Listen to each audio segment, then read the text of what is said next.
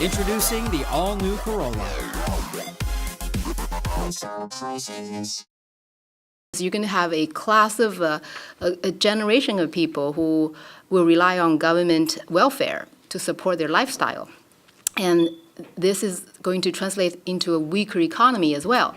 The train wreck is this. The train wreck is that people are simply not saving enough under the current plan.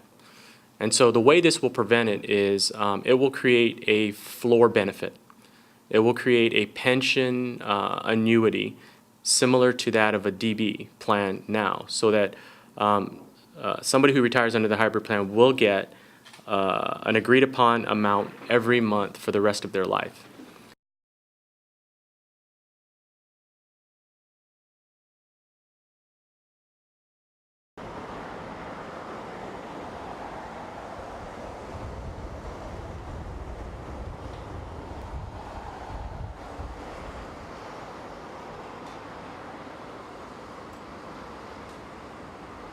Here at the fund, we will go through the math, and it is going to make sense. For a government contribution rate? That's correct. So the government contribution rate, under the best case scenario, would be less than the current government contribution rate now. So the government contribution rate is some investment savvy, who do a fine job in saving and are very